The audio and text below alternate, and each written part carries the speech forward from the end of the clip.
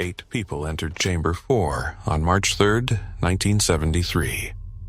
90 days later, 7 walked out. The 8th refused to leave, not because he couldn't. The medical team confirmed he was physically capable. He sat in the corner of the chamber, in complete darkness, and did not move when they called his name. When they entered to retrieve him, he looked at them the way you look at something that is making a sound you cannot account for. Like the sound was wrong and not the person making it. He had been inside for 90 days. He had not spoken in 56 of them.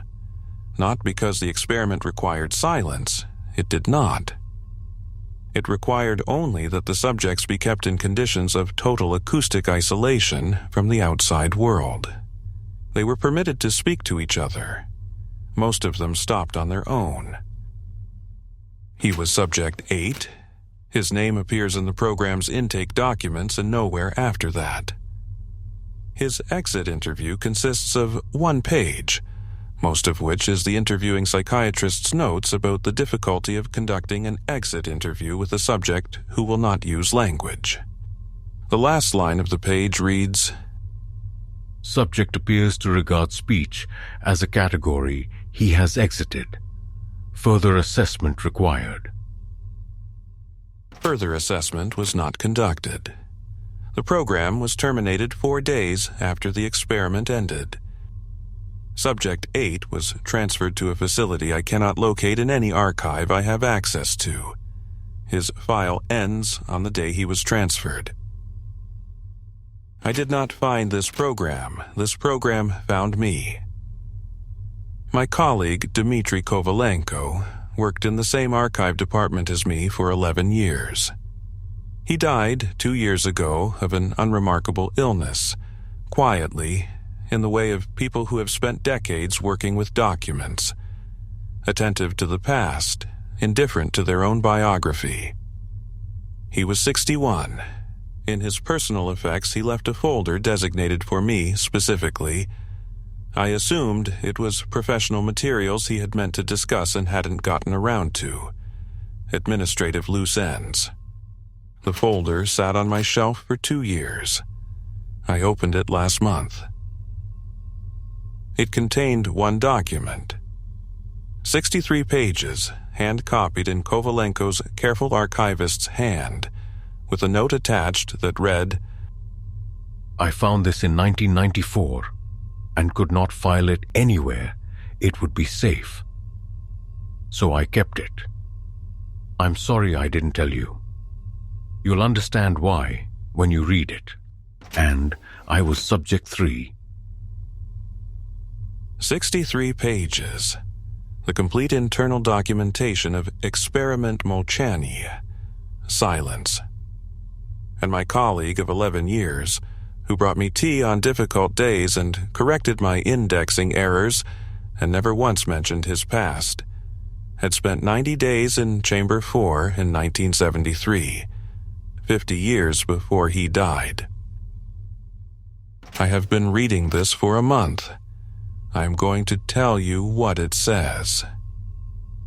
In those days, there was no way to hide your communications from the state. Every letter was opened. Every call was monitored. Every document was filed, cataloged, and stored in archives like the one where Kovalenko and I worked. Today, you have a choice.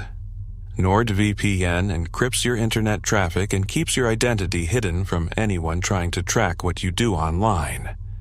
Your data stays private, your location stays hidden. If you want to protect yourself online, check the link in the pinned comment for an exclusive deal. The Silence program was established in late 1972 under the joint authority of the KGB's Psychological Research Division and the Institute of Acoustics in Moscow. Its stated objective was the study of human psychological adaptation to extended acoustic isolation, specifically what happens to cognition, language function, and social behavior when a group of individuals is denied all external sound for a sustained period. The scientific rationale was military. The Cold War had produced sustained interest in the psychological limits of personnel who might be required to operate in extreme isolation: submarine crews, remote installation staff, intelligence operatives. The Silence program was framed as foundational research into human acoustic tolerance. The framing is coherent. It explains the program's existence. It does not explain what the program actually found. The 8 subjects were recruited from the military reserve pool. Volunteers, according to the consent documentation, though the consent forms were signed under conditions that the program's own internal review later described as not fully meeting the standard of informed consent. What they were not told, that the specific chamber being used for the experiment had been acoustically treated not merely to block external sound, but to absorb internal sound as well. The chamber walls, floor, and ceiling were lined with a material whose specifications are redacted in the copies I have access to. What the specifications would show, if they were not redacted, is that the material was not standard acoustic foam. The program's technical director noted in a memo that the chamber achieved a measured internal silence of -11 decibels, a level that does not occur in nature, that exceeds the capacity of the human auditory system to register absence. That produces, for anyone inside it, the sound of their own body, blood moving, air in the lungs, the small mechanical sounds of tissue and bone. The subjects entered Chamber 4 knowing they would be isolated from external sound. They did not know that inside the chamber, silence was not an absence. It was a presence. Something they would be living inside. Something with texture and weight. Something that would push back against every sound they made. By day 7, 2 of the 8 subjects had filed written complaints about the acoustic conditions. The complaints are in the file. They describe the chamber not as quiet, but as loud. A loud made of the sounds of themselves, amplified by the absence of everything else. It is like being trapped inside your own head with the volume turned all the way up.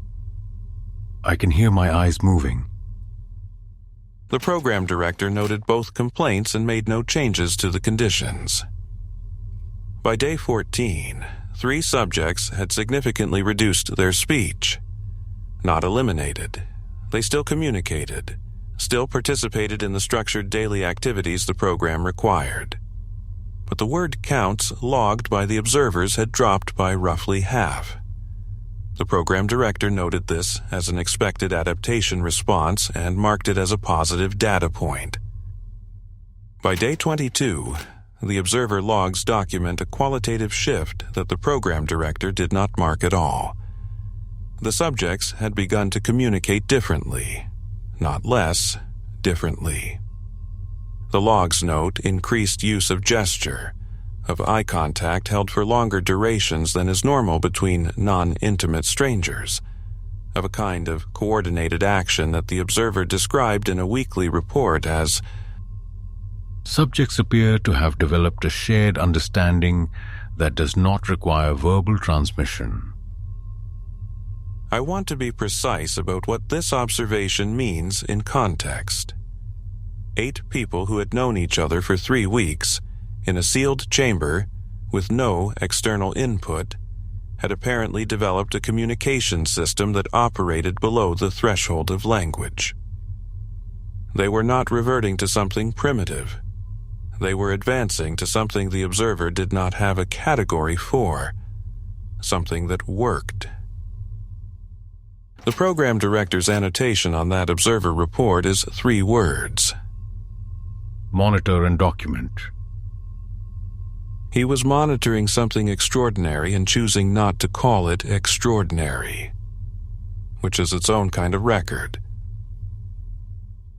I have been thinking about the program director, a man named Colonel Grishin, whose signature appears on every official document in this file.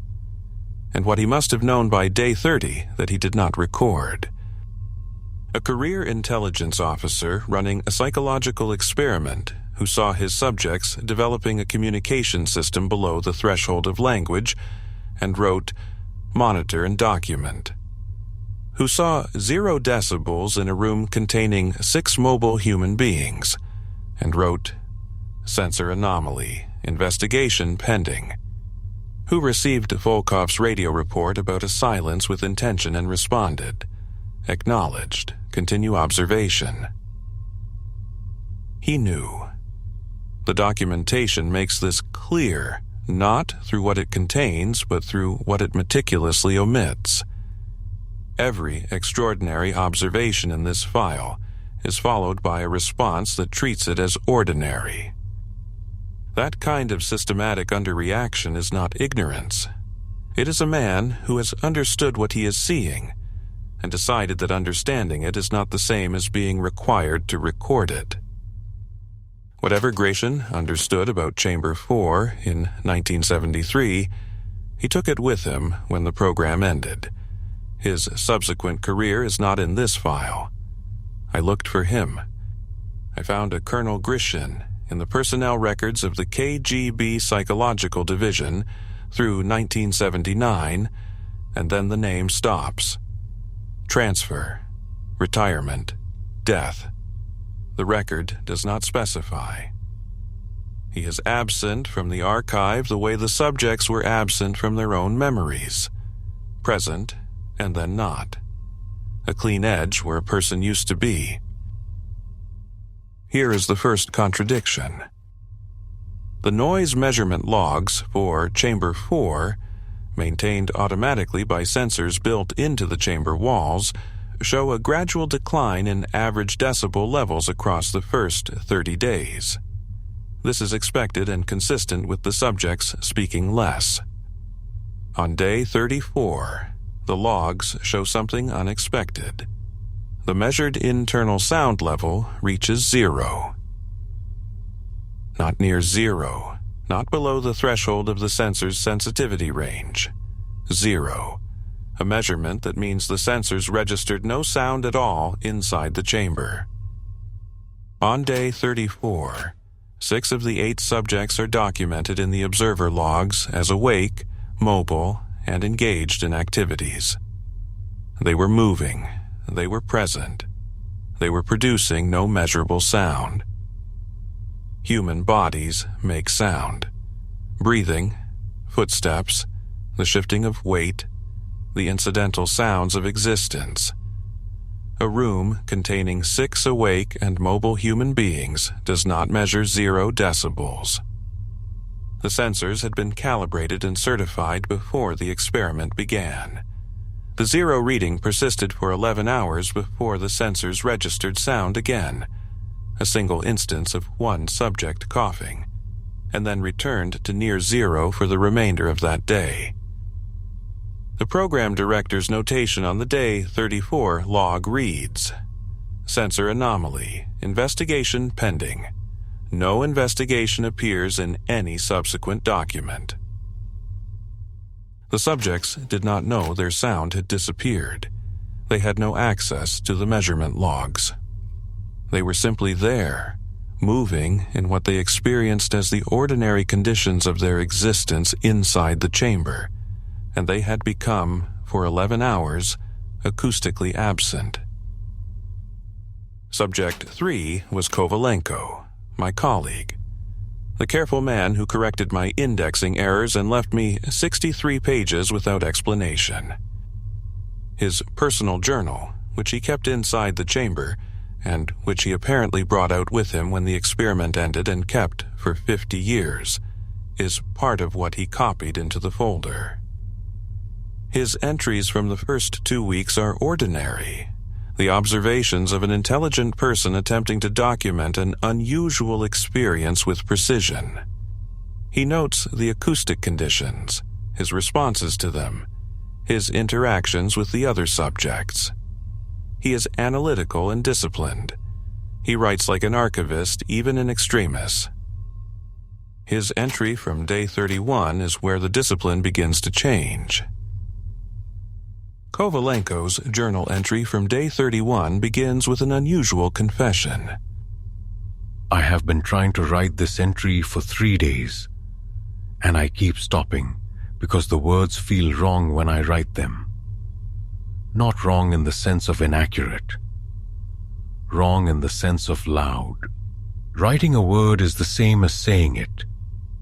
The word exists. It makes a claim on the world. It cuts the silence into a shape. I have been in this chamber for 31 days, and I have become very sensitive to what the silence is. It is not the absence of sound. I understand this now in a way I did not. On day 1, the silence is what was always under the sound. It is the medium that sound moves through. The way water is what exists between waves. I have spent my whole life generating waves without noticing the water. I notice the water now. I am not certain I want to keep generating waves. The other subjects are speaking less. We discussed this 3 days ago. A real discussion, full sentences, taking turns. And we concluded that we were each independently coming to prefer the silence to the alternative. Preference is the wrong word. It is more like recognition. We are recognizing something we did not know we were looking for. Recognition, not adaptation, not deprivation. A 41-year-old archivist in a soundproofed chamber in 1973, 31 days into a 90-day experiment, writing that he is recognizing something.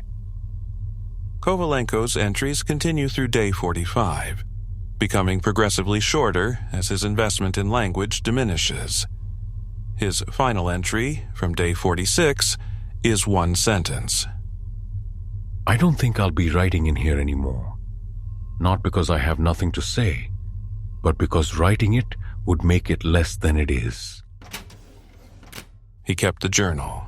He just stopped writing in it. He brought it out with him 44 days later and kept it for 50 years and left it to me. And the last thing he wrote in it is a sentence that I have read 40 times and that still produces in me something I cannot name.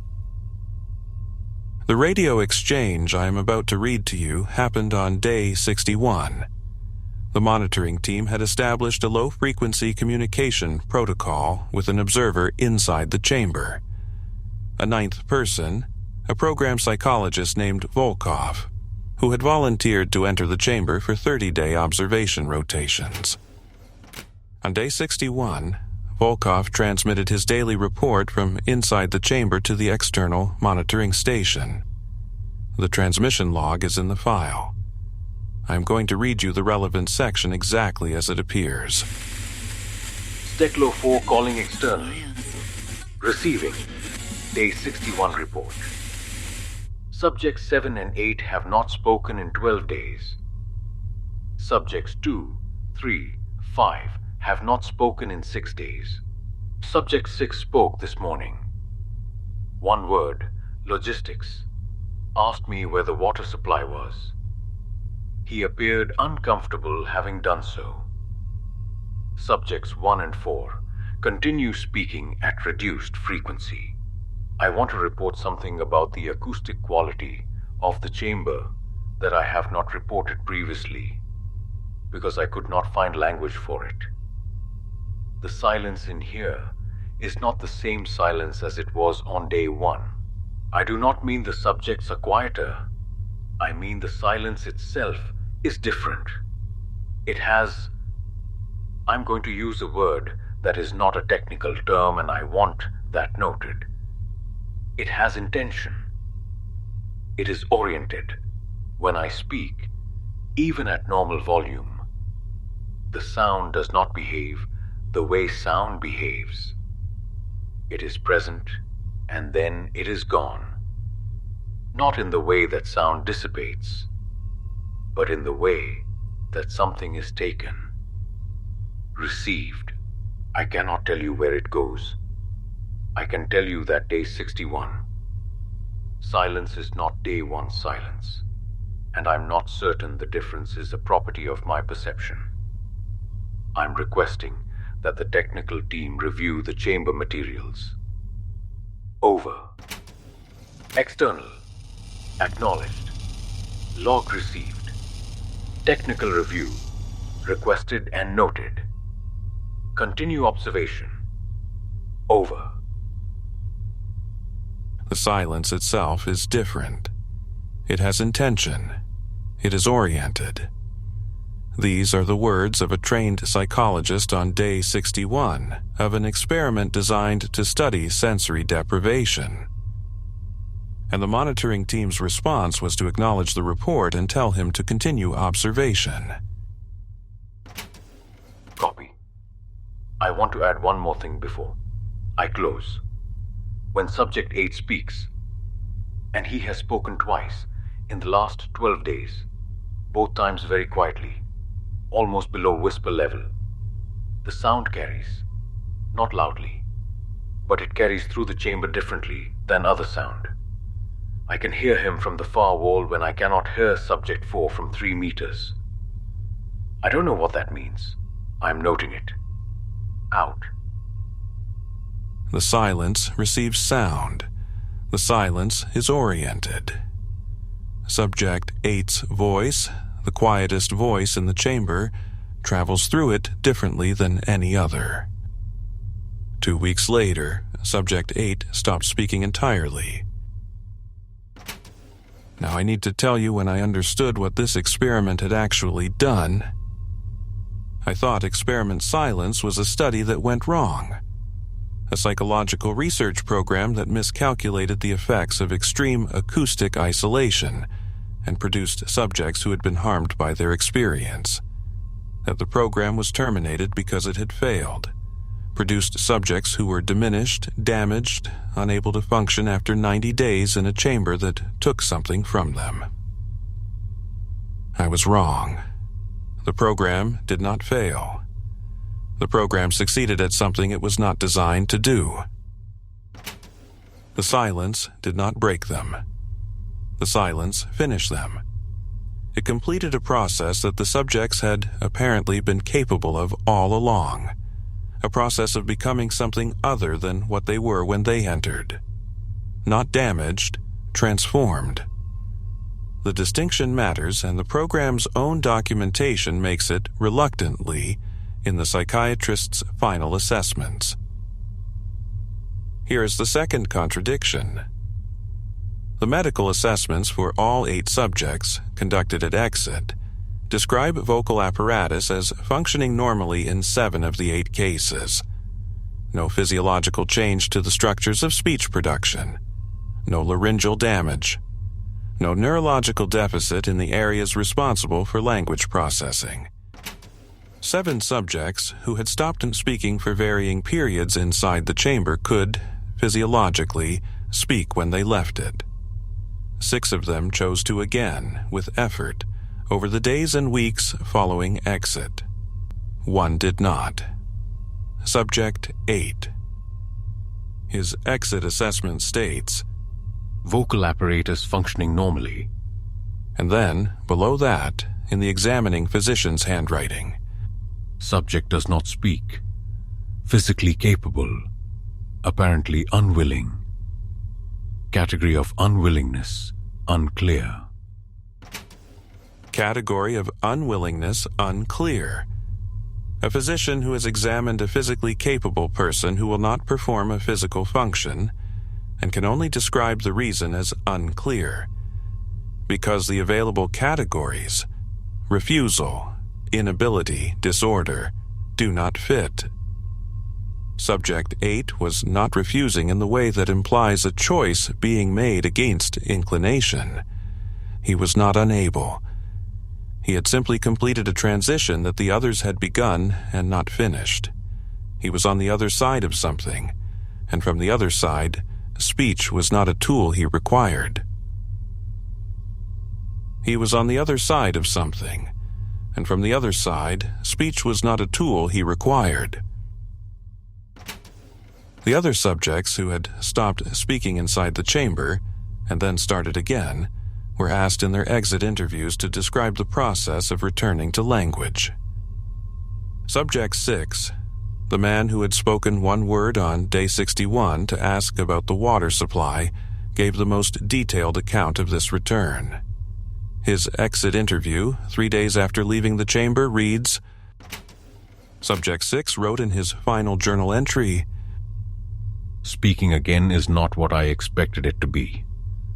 I thought it would feel like relief, like opening a door that had been closed.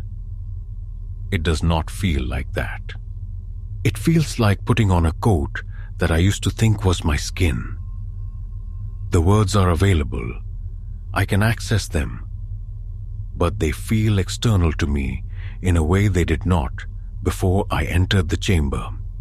Before, language was me. It was how I thought, how I experienced, how I organized everything. Inside the chamber, especially in the last 30 days, I came to understand that language is a tool. A very good tool, very precise, very powerful. But a tool, the thing that uses the tool, is something else. Before the chamber, I had no way to feel the difference between the thing that uses language and language itself, because I had never been without it long enough.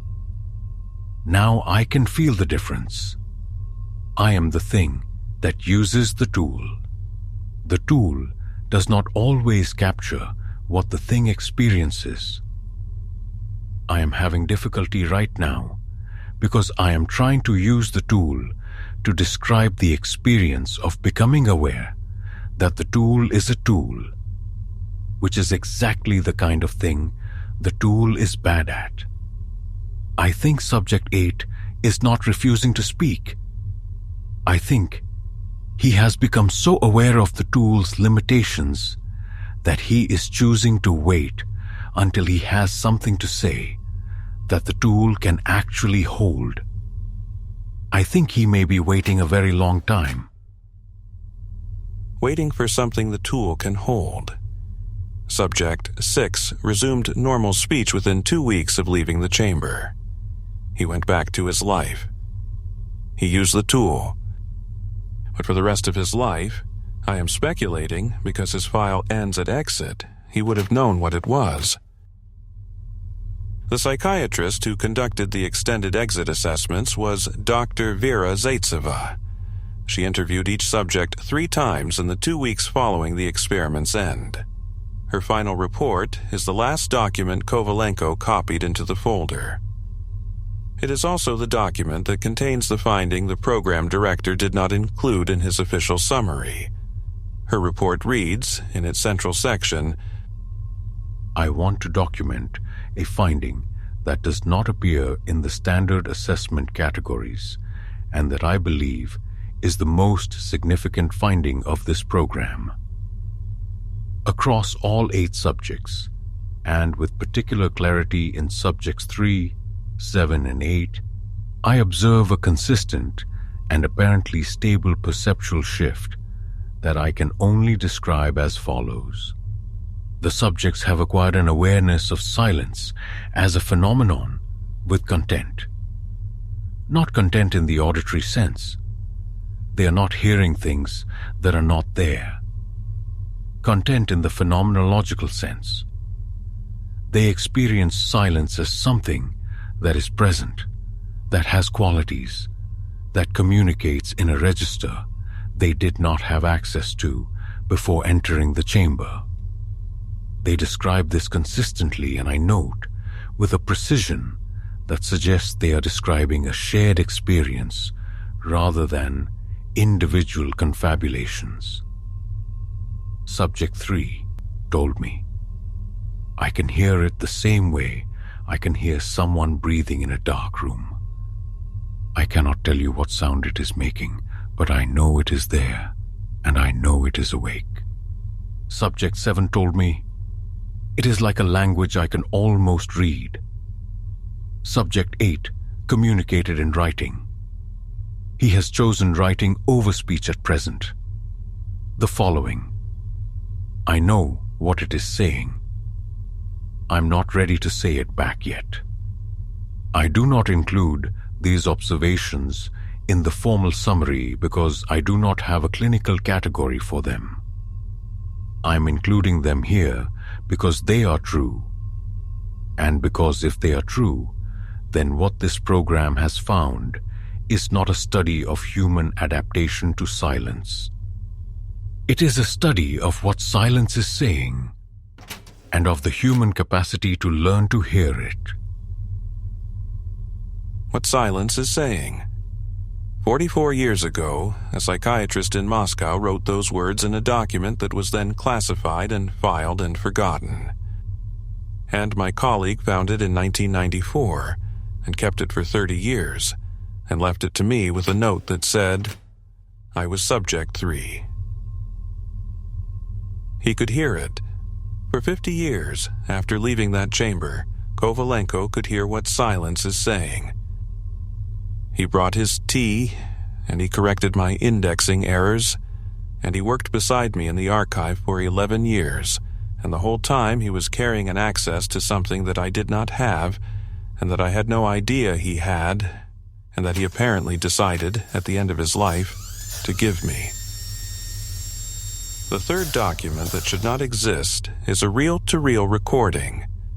Its catalog entry in the program archive describes it as ambient recording, Chamber 4, experiment days 87 through 90, duration 4 hours 12 minutes. It was listed as technical documentation, not subject matter, which is why it was not classified at the same level as the other program materials. It survived in a technical archive that was partially digitized in the 1990s. The third contradiction is in its content. The digitized recording was analyzed by the program's technical team in 1973 and found to contain, as expected, 4 hours and 12 minutes of silence. Ambient recording. No notable content. This finding appears in the technical log from the original 1973 analysis. In 1994, when Kovalenko found the program documentation and began his private review, he also located the recording and had it analyzed using equipment that did not exist in 1973. Frequency analysis, capable of detecting signals below the audible threshold. The recording contains a signal. It runs through all 4 hours and 12 minutes. It is consistent and non-random. Its frequency pattern is organized, structured in the way that language is structured, with the kind of internal repetition and variation that distinguishes signal from noise, speech from static. It is not in the audible range. It is below what the human ear registers as sound. Kovalenko's notes on the analysis are in the folder. They are the most technical pages in his copied documentation, and I have had them reviewed by an acoustic specialist who confirmed his methodology. The signal is real. The signal is structured. The signal is speech, or something that functions like speech, communicating in a register below what 1973 technology could detect, and below what the human auditory system accesses under ordinary conditions. The program's 8 subjects had spent 90 days in a chamber with it. By day 60, their voices were behaving differently. By day 90, one of them had stopped speaking. Kovalenko's final note in the folder is separate from the rest. A single sheet of paper, not a copy of a program document, written in his hand 2 weeks before he died. I know the date because he dated it. The note reads, I have been trying to decide for 30 years whether to tell you this. I have decided that you will need it, though I don't know why I believe that. The signal in the recording, I recognized part of it, not all. Enough. It was using names. The names of the people in the chamber. I checked this against the frequency patterns from 1994. It knew who we were. What was in that chamber with us for 90 days knew all 8 of our names.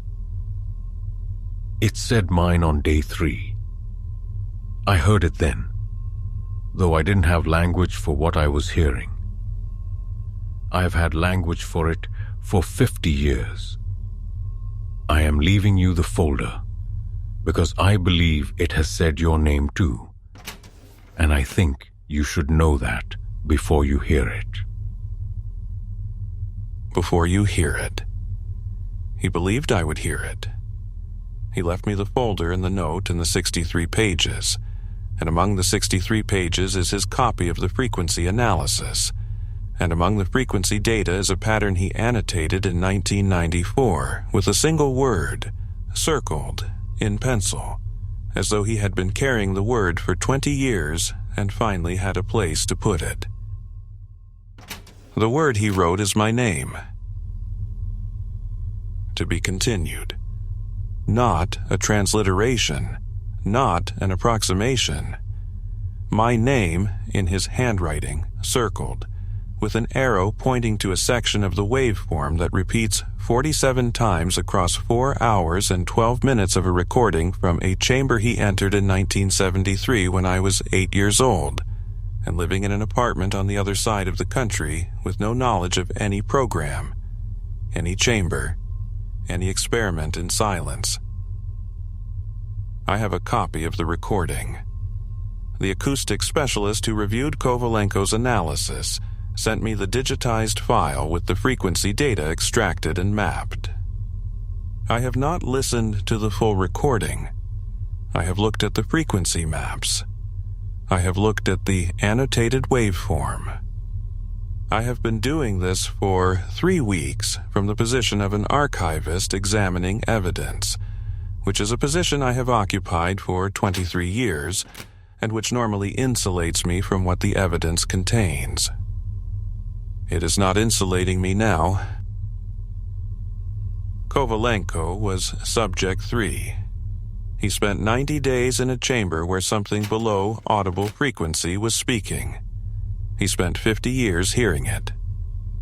He brought me tea. He corrected my indexing errors. He died at 61 and left me the 63 pages and the note and the recording and the waveform with my name on it, written in his pencil, pointing at 47 repetitions of a pattern that the acoustic specialist described as structurally consistent with a 2-syllable word in Russian. My name is 2 syllables. I am going to close the file now. I am going to place the recording in my desk drawer rather than the archive because I am not certain yet that it belongs in the archive. I am going to go home. Kovalenko was subject 3. He brought his tea. He corrected my indexing errors. He spent 50 years hearing something I could not hear, and at the end of his life he decided I was ready to hear it too, and he left me the evidence and the note and the 63 pages and the 47 times in 4 hours and 12 minutes of a recording from 1973 that something said my name. In 1973, I was 8 years old. I had never heard of this program. Whatever was in Chamber 4 did not learn my name from me. I am going to go home. I am going to sit in my apartment in the ordinary present, in the ordinary acoustic world of traffic and neighbors, and refrigerator hum, and the small sounds of a life being lived. And I am going to try, very hard, not to listen beneath those sounds, to the thing that was already listening for me.